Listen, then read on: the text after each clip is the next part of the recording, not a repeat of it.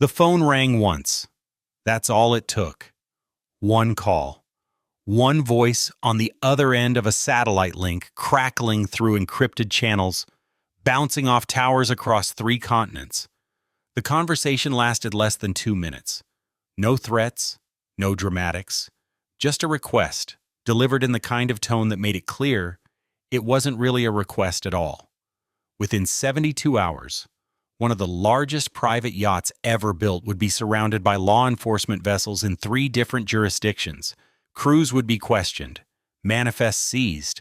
A floating palace worth more than the GDP of small nations would become a liability overnight. The vessel itself? Pristine. No drugs, no weapons, no evidence of anything criminal aboard. Just teak and marble and technology that governments would kill for. But the phone call, that changed everything. You've seen photographs of superyachts, the impossibly long hulls, the helicopter decks, the tenders that cost more than most people's homes. What you don't see is how quickly all of that can become a prison, how steel and luxury can transform into evidence, how something built to demonstrate absolute freedom can become the most visible target imaginable.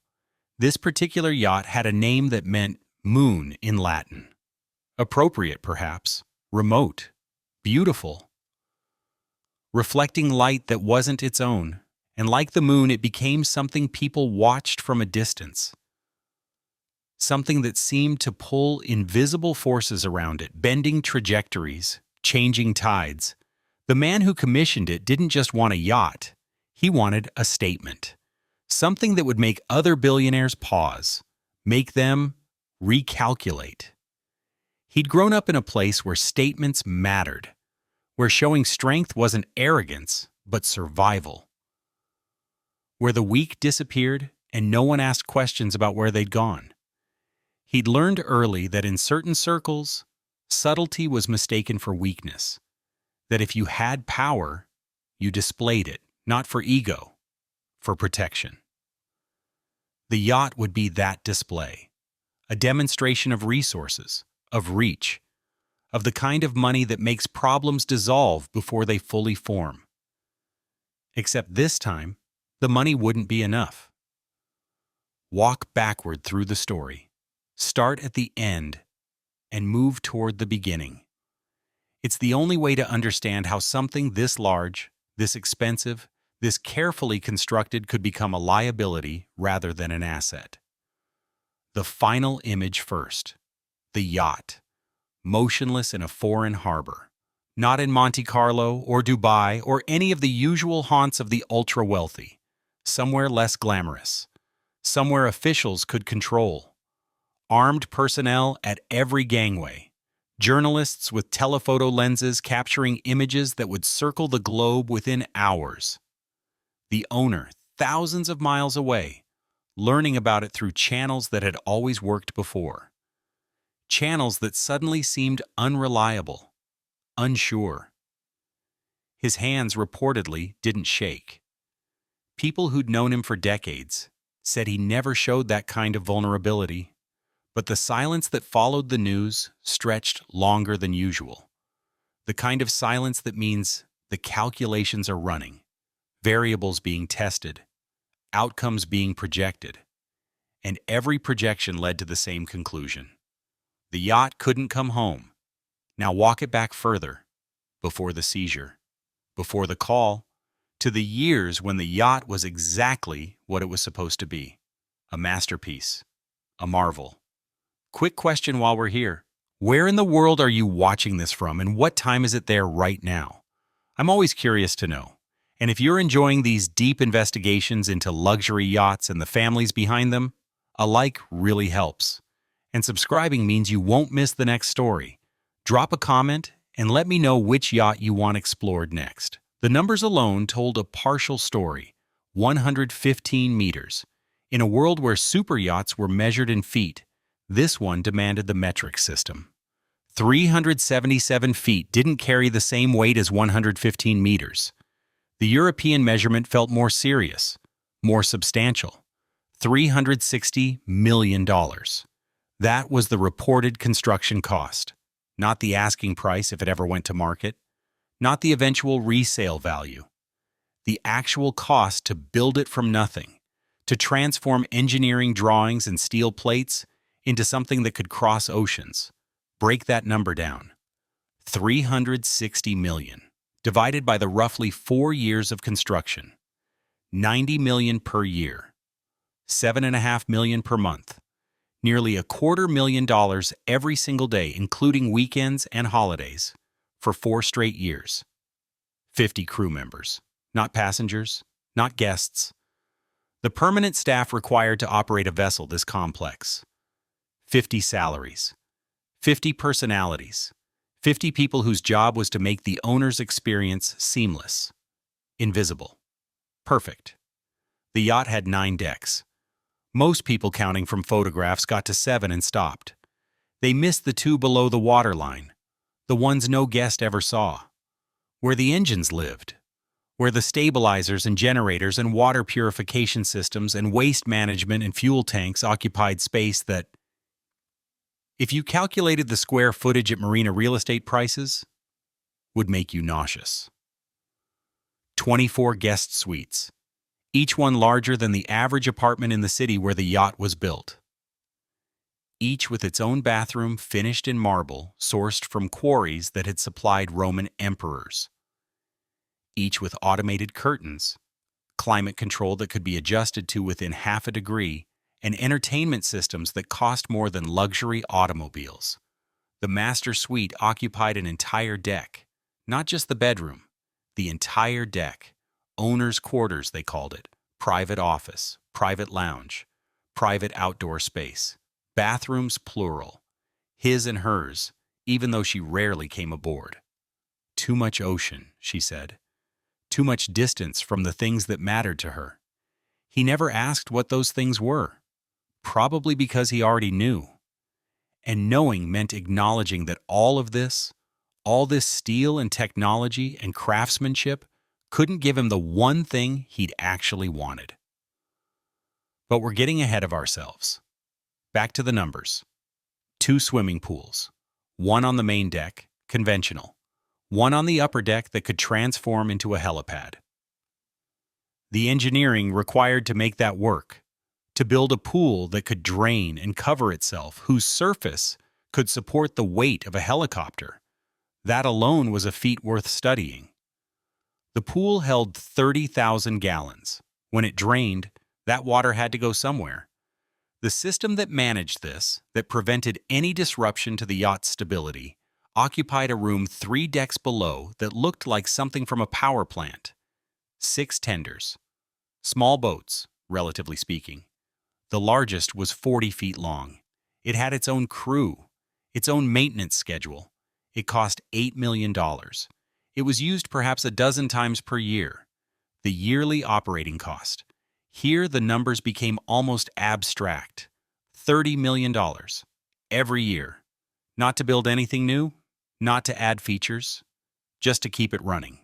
Fuel, crew salaries, maintenance, insurance, docking fees. The permits and registrations and inspections required to operate in international waters and territorial seas. $30 million to operate a vessel that sat unused for probably 250 days per year. The fuel tanks held 270,000 liters. At full load, burning through fuel at cruise speed, the yacht could travel around 4,500 nautical miles. That's the distance from the Mediterranean to the Caribbean. One way, no refueling. The range mattered to the owner. He wanted to be able to move, to leave, to not depend on infrastructure that could be controlled by others. This independence, this autonomy, it wasn't a luxury feature. It was strategic. The engines. 2 diesel power plants, each producing more than 5,000 horsepower. They could push the yacht to 19 knots. Not fast by any conventional measure, but for something this massive, something displacing thousands of tons of water, it was remarkable. At top speed, you could hear the engines throughout the vessel despite the sound insulation. A deep thrumming that crew members said you felt more than heard, like the yacht's heartbeat. The yacht carried a submarine, not a tender that could dive, an actual submarine, 6 passengers, depth rating of 300 feet. Cost, reportedly, around $30 million. It was used exactly 4 times in 5 years. Once for testing, once to show guests, twice because the owner woke up and decided he wanted to see what was underneath the yacht while it was anchored off Madagascar. Who wakes up and decides to take a submarine ride before breakfast? Someone for whom the normal boundaries of human experience had dissolved years ago. Someone who'd gotten so comfortable with unlimited resources that the question was, never can I, but only do I feel like it? The construction of something this complex didn't happen in one location. The hull was built in Germany, the superstructure in Italy, the interior finishing in multiple countries across Europe. Each piece was constructed to tolerances, measured in millimeters, then transported and assembled like the world's most expensive puzzle. The shipyard that did the final assembly employed, at peak production, over 800 people working on this single vessel. Welders, electricians, carpenters, marble workers, systems engineers, project managers. Every trade you could imagine working simultaneously, trying to meet deadlines that kept shifting because the owner kept changing specifications. He wanted a different stone in the main bathroom. Swap it. He wanted the helicopter deck reinforced to handle a larger aircraft. Redesign it. He wanted an additional secure room, climate-controlled, for storing items he never specified. Build it. Ask no questions. Each change added weeks, added millions. The shipyard smiled and nodded and did the work, because when someone is spending $360 million, you don't argue about change orders. You say yes and you figure it out. The designer brought in for the interior had worked on hotels, 5-star properties in Dubai and Singapore. She'd thought she understood luxury. The first meeting with the owner recalibrated everything she thought she knew. He didn't want opulence. He wanted restraint. Clean lines. Nothing that screamed for attention. The luxury was supposed to be in the quality of materials, the precision of execution, the technology hidden behind panels and glass. He wanted people to step aboard and feel something they couldn't quite name. Not impressed. Something deeper. Maybe intimidated, maybe envious, maybe both. She spent 6 months on the design, presented it. He looked at the renderings for perhaps 3 minutes, changed 4 things, approved the rest. 6 months of work evaluated in 3 minutes. That was who he was. Decisive to the point of appearing careless. But people who mistook his speed for carelessness usually discovered their error too late to matter. The yacht was launched in April, Northern Europe. Cold, gray. The kind of morning where the sky and sea blend into a single colorless mass, and you navigate more by feel than sight. The owner wasn't there. He sent representatives. People said it was because he was busy. Deals happening, meetings that couldn't be moved. The truth, according to someone who'd worked with him for years, was simpler. He didn't want to share the moment, didn't want cameras, didn't want officials making speeches about craftsmanship and maritime heritage. He flew in 2 days later, private jet, landed at a nearby airstrip, helicopter to the shipyard, 15-minute flight. He was aboard the yacht 12 minutes after the helicopter touched down. The crew was waiting. 50 people in pressed uniforms standing at attention like a military inspection. He walked past them without making eye contact. Not rude, just focused, elsewhere. Already 3 steps ahead, thinking about where this vessel would take him, what it would make possible. The captain, a Norwegian who'd spent 30 years at sea, watched the owner move through the public spaces, the guest suites, the dining areas, waiting for a reaction. Some sign of satisfaction or disappointment. The owner reached the master suite, stepped inside, stood at the windows looking out at the gray water. Didn't say anything for maybe 2 minutes. Then he turned to the captain. "When can we leave?" "We need to complete sea trials, sir. Safety certifications, crew training, provisioning, insurance inspections, At least 6 weeks. The owner looked at him the way you look at someone who's told you the sun rises in the west, like they've said something technically possible but fundamentally wrong. 4 weeks, the owner said. Not a question, a statement. The captain, to his credit, didn't argue. He nodded, started making mental calculations about which corners could be cut, which certifications could be expedited, which officials could be convinced that normal timelines didn't apply. They left in 5 weeks. Close enough. The first voyage was to the Mediterranean. Monaco first, because that's where you went to be seen, where other yachts gathered like migratory birds, where every harbor was a hierarchy, every berth a statement about where you ranked. The yacht arrived at night, deliberate timing. The owner wanted the morning reveal, wanted people to wake up, look out their portholes or their balconies, and see something that hadn't been there yesterday. Something impossible to miss. It worked. By breakfast, people were talking. Whose was it? Where had it come from? How big was it exactly? The owner stayed below deck that entire first day. Didn't come up, didn't acknowledge the attention, let the yacht speak for itself. That night there was a dinner. 60 guests. People who mattered in various industries: finance, politics, technology, entertainment. The kind of gathering where the conversations happening weren't for public consumption, where deals got outlined on napkins, where alliances formed over wine that cost more per bottle than most people earned in a month. The crew had been preparing for 3 days. The chef, French, trained at establishments with more Michelin stars than most cities, had planned a menu that would demonstrate technical skill without being showy. 7 courses. Each one paired with wine selected from a cellar that had been stocked at a cost that made the yacht's wine steward visibly uncomfortable when tallying the numbers.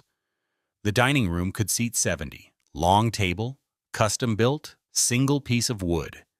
The tree it came from had been 500 years old when it was cut. The table alone weighed nearly 2 tons. Moving it aboard during construction required a crane, reinforced deck sections, and engineering calculations to ensure the yacht's center of gravity wasn't affected. The guests arrived by tender, one by one, or in small groups. Most had come from their own yachts anchored nearby, some from hotels on shore. All of them knew this was the kind of invitation you didn't decline. They came aboard in evening wear. The women in dresses that cost what the crew earned in 6 months. The men in suits cut so precisely that you could see the craftsmanship from across a room.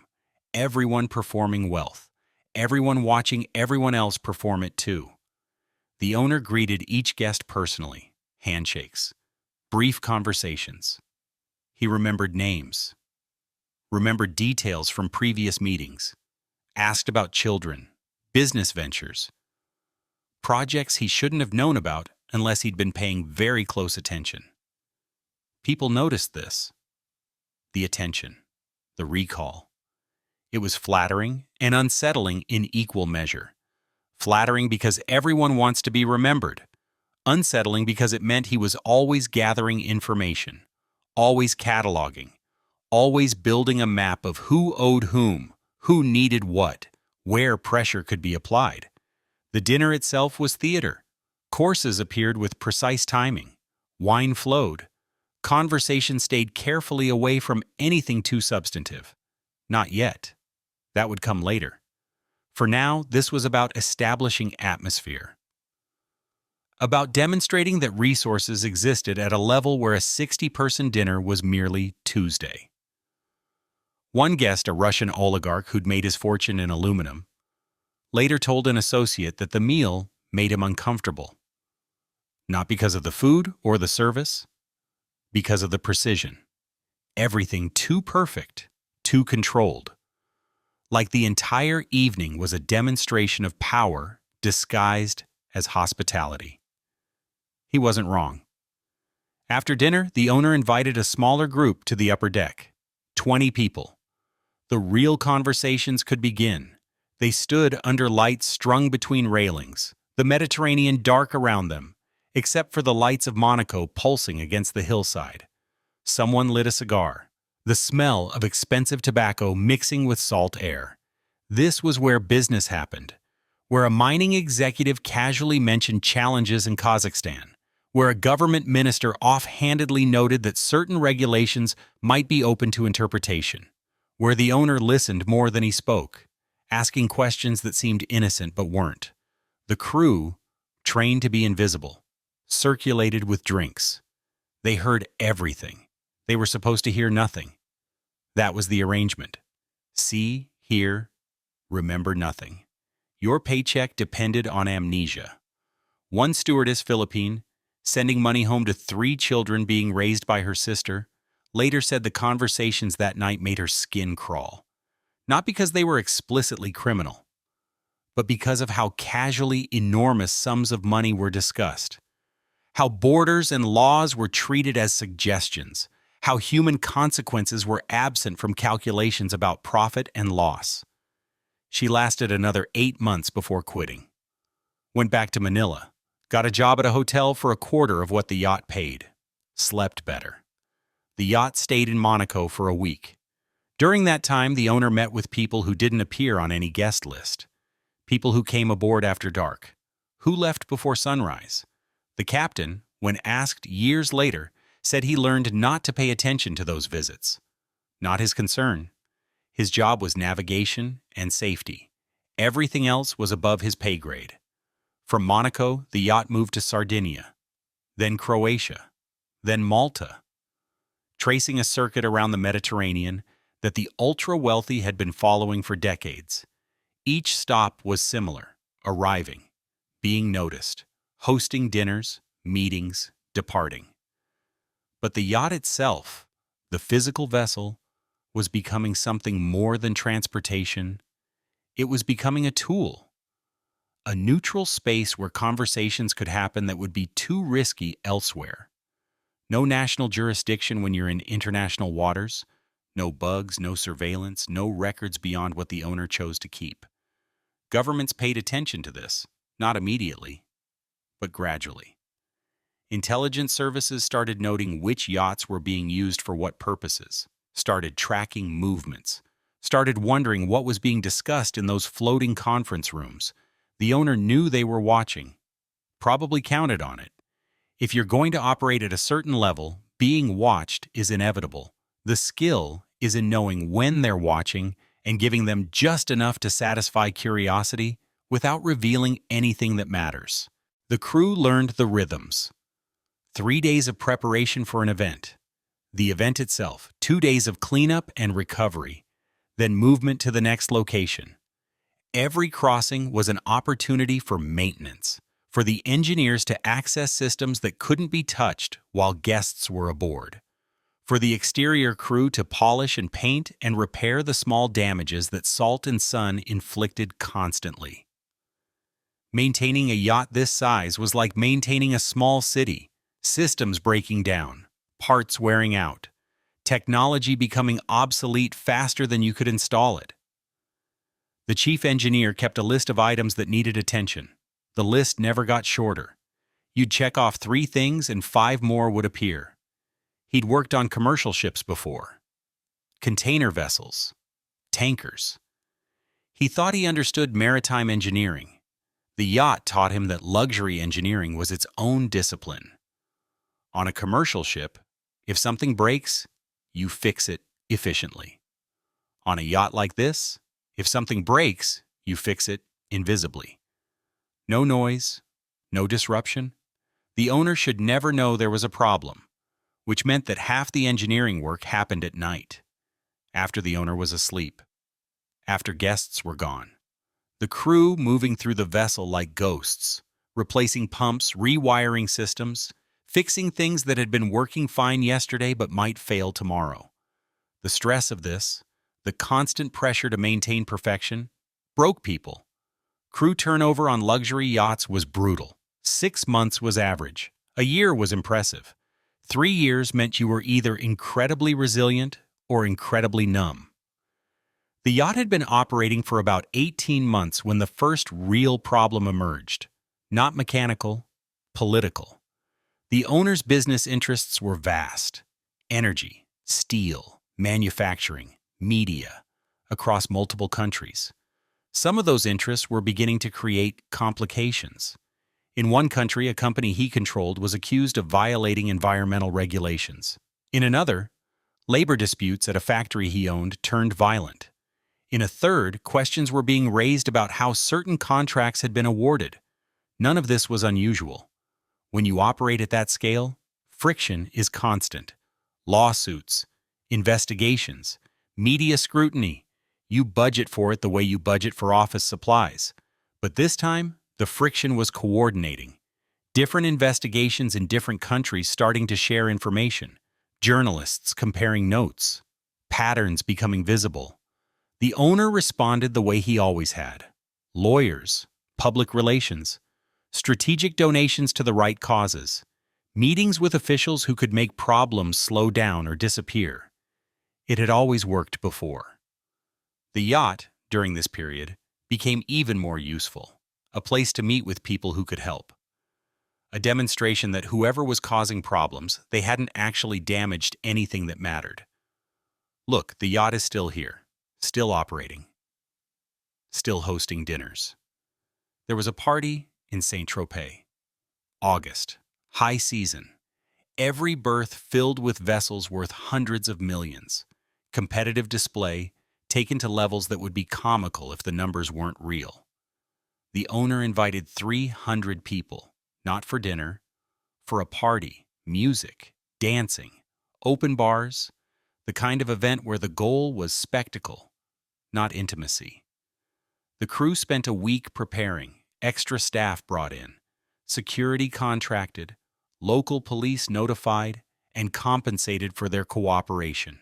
Every detail managed. The party itself was excessive in ways that were deliberate.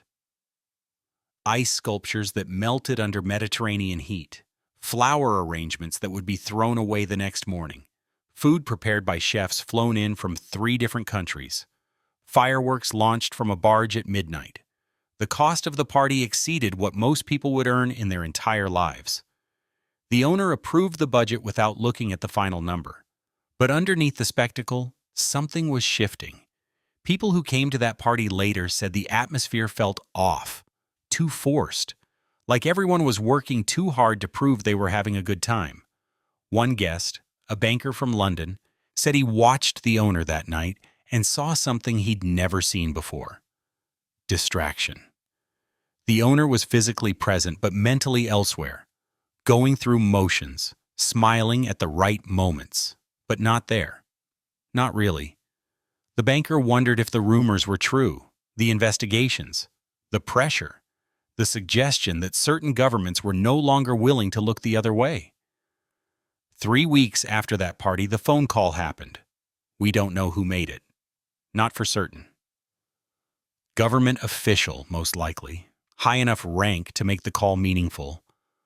Low enough that if things went wrong, deniability was possible. The conversation was brief.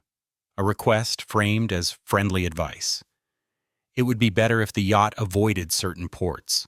Better if certain trips were postponed.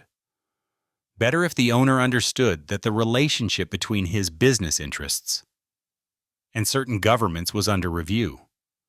The owner asked what that meant. Under review. The voice on the other end was pleasant, bureaucratic. It meant exactly what it sounded like. A review. Could take months. Could resolve quickly if certain conditions were met. What conditions? That wasn't something for a phone call. Perhaps a meeting, in person, at a location to be determined. The owner said he'd consider it. The voice said consideration was appreciated. Also appreciated would be the yacht remaining in international waters for the time being, just temporarily, until the review was complete. The call ended. The owner sat in his office on the yacht for an unknown period of time. The captain said later that he'd walked past the office 3 times over the course of an hour, and each time the owner was in the same position, staring at nothing, thinking. That night, the owner called a meeting with his closest advisors, not aboard the yacht. Too risky. He flew to a city that doesn't matter for the purposes of this story. met in a hotel room that was swept for listening devices before the conversation began. The meeting lasted 4 hours. When it ended, the owner had a decision to make: comply with the request, which would be seen as weakness, or ignore it, which would be seen as defiance. He chose a third option: delay.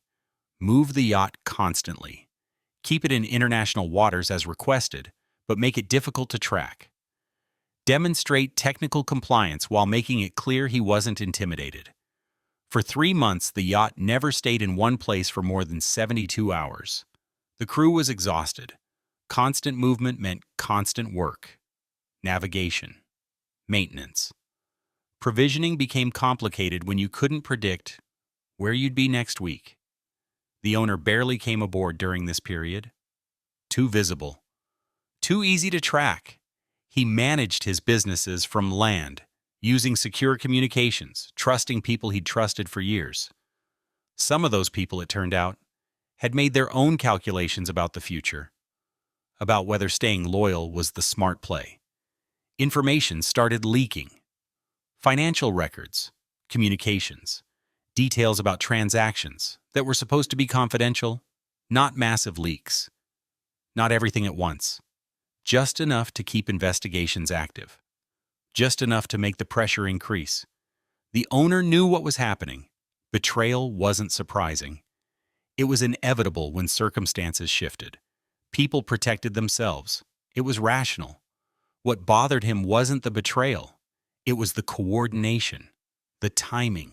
Someone was orchestrating this, turning up pressure at specific moments, testing to see what would break.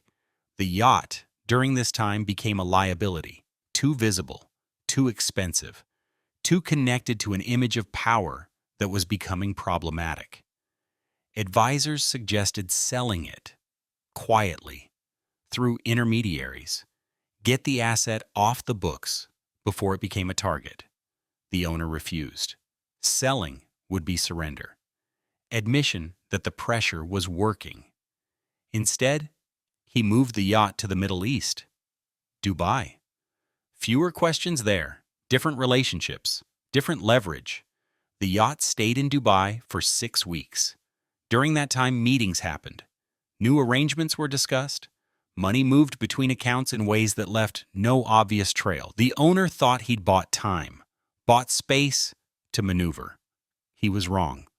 The call came through channels that were supposed to be secure. Interpol, working with authorities from multiple countries. A formal request to detain the yacht pending investigation into financial irregularities. Not criminal charges, not yet, just investigation. The owner's lawyers argued there was no legal basis. The yacht was properly registered, all documentation in order. No evidence of criminal activity. The authorities agreed. No evidence. But the investigation required the yacht to remain accessible, which meant not moving, which meant detained. The detention happened in a port that tried to keep it quiet. But something that large, that expensive, surrounded by official vessels draws attention. Journalists arrived. Photographs appeared online. Within 24 hours, it was international news. The owner was thousands of miles away, unreachable for comment. His representatives issued statements about cooperation with authorities, about confidence that the investigation would conclude quickly. Privately, they were scrambling, trying to understand which jurisdiction had actual authority, which charges, if any, were coming, who had orchestrated this, and what they wanted. The yacht sat in that port for 8 months. The crew was reduced to a skeleton staff. Most were let go, paid out, sent home. The ones who remained were there for basic maintenance, keeping systems running, preventing deterioration. The captain stayed for 4 months before resigning. He gave no explanation, just submitted his notice, served his time, left. Years later, when asked about it, he said the yacht had stopped being a vessel and become a monument, a very expensive marker of failure. The engineering staff rotated. No one wanted to stay.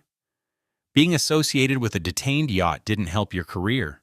The ones who remained did so because they needed the paycheck, or because they had nowhere else to go. During those 8 months, the investigation proceeded at bureaucratic pace. Documents requested, interviews conducted, financial records analyzed. No charges emerged, no evidence of wrongdoing directly connected to the yacht, but the process was the punishment. Every week the yacht sat detained was another week of negative press, another week of operating costs with no operating purpose, another week that the owner's enemies could point to this as proof of weakness. The owner, through his representatives, made offers. The yacht could be sold, donated. Whatever would resolve this. Just end it. The authorities said the investigation had to complete. These things took time. 8 months became 12. Then 18. The crew who remained said the yacht deteriorated faster than should have been possible. Not dramatic failure, subtle decay. Seals drying out, electronics degrading from disuse, salt air corroding surfaces that would have been maintained under normal circumstances. The swimming pools were drained and never refilled. The marble showed water stains. The teak decks, once pristine, started showing cracks. One steward, who'd been with the yacht since launch, came back to visit after being laid off. He said walking through the empty vessel was like touring a corpse. Everything recognizable but lifeless. No engine vibration, no conversation, no purpose. The investigation eventually concluded with no charges filed. The yacht was released from detention, free to move, free to operate. Except the owner didn't want it anymore. Too much damage, too much association with failure. The yacht had become evidence of vulnerability, and that made it worthless to him. It was sold, not at auction. Quietly, through brokers who specialized in situations requiring discretion. The price was never publicly disclosed, but people familiar with the sale said it was substantially less than construction cost, maybe 40% of what had been spent building it. The buyer was another businessman, different country, different industry. He had the yacht refitted, new interior, new name, tried to erase the association with the previous owner. But boats carry history, crew members talk, people remember. The yacht's reputation was permanent even if its name changed. The new owner used it for a few years, then sold it again and again. Each sale at a loss. Each owner discovering that the yacht was magnificent and cursed in equal measure. As of the most recent information available, the yacht still exists, still operational, anchored somewhere in the Mediterranean. Owned by someone who probably doesn't know or doesn't care about the history. The original owner moved on. His business interests survived the investigations, diminished but functional. He bought another yacht eventually, smaller, less visible, something that didn't make statements. People who knew him said he never spoke about what happened, never acknowledged that it had been a miscalculation, that spending $360 million on something that could be turned into a weapon against you was maybe not the best strategy, but others said he didn't need to acknowledge it. Everyone understood. In circles where power is currency, the story of the yacht became a cautionary tale about visibility, about the limits of what money can protect you from, about how quickly assets become liabilities when political winds shift. The crew scattered. Most found work on other vessels. Some left the industry entirely. A few ended up on the yacht again under different ownership, which created strange dynamics. Working on a vessel you'd known in its glory, now under new management, trying to pretend you didn't remember what it had been. The chief engineer ended up on a commercial vessel, container ship. He said it was boring, and he preferred it that way. No drama, no investigations, just cargo and routine. The captain retired, bought a small sailboat, single-handed it around the Caribbean for 2 years before settling in a coastal town where no one knew what he'd done for a living. The designer never took another yacht commission. Went back to hotels, said the project had taught her something about the relationship between beauty and power that she wished she hadn't learned. What do you learn from a story like this? That wealth is protection until it isn't? That visibility is power until it becomes a target? That everything built can be taken apart? Maybe the lesson is simpler. That a yacht, regardless of size or cost or capabilities, is still just a boat. Metal and mechanics and systems that require maintenance. It floats or it doesn't. It moves or it doesn't. All the money in the world can't make it anything more than that. But for a few years, this particular yacht was more than a boat. It was a tool, a weapon, a statement, a liability, a lesson. The phone call that changed everything lasted less than 2 minutes. The consequences are still playing out. The yacht still exists. The owner is still operating. The story has become mythology, told and retold in variations that may or may not be accurate. What's certain is this. Someone decided to make a call. Someone else answered. And a $360 million yacht became, overnight, evidence in an investigation that never resulted in charges, but achieved its purpose anyway. The yacht was named Luna, moon, remote and beautiful, and reflecting light that wasn't its own. Appropriate, when you think about it. The moon doesn't generate anything. It just reflects what the sun provides. And when the sun sets, the moon shows you exactly how dark things can get. The yacht sits somewhere tonight. Engines cold, decks empty. Waiting for an owner who'll use it without understanding what it cost. Not in money. That's just numbers. In reputation. In power. In the careful architecture of relationships that took decades to build and months to collapse. One phone call. That's all it took. The person who made that call probably doesn't think about it anymore. It was Tuesday. A task. A box to check. Make the call. Deliver the message. Move on. But the owner remembers. Has to. When you spend that much money on something and watch it become your enemy, you remember. When you build something to demonstrate power and it demonstrates your vulnerability instead, you remember. The yacht, oblivious, waits. Metal, antique, and marble. No memory, no regret. Just a vessel that served its purpose and is now serving a different one. And somewhere, in an office or a government building or a secured room, there are files about this yacht. Reports, analysis, photographs, evidence of an investigation that concluded without conclusion. Those files will outlast the yacht, will outlast the owner, will sit in archives, digital or physical, as proof that something happened. What happened exactly is subject to interpretation. Why it happened depends on who you ask. But it happened. That much is certain. A yacht was built, used, detained, released, sold. And the man who commissioned it learned something about the limits of what money can buy. The question is whether anyone else learned the same lesson.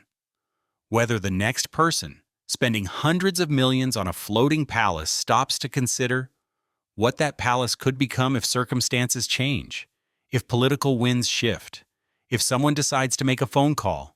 Probably not. Wealth at that level creates its own logic, its own certainties. The people who operate there don't think in terms of what could go wrong. They think in terms of what they can make happen. Until they can't. Until someone makes a call.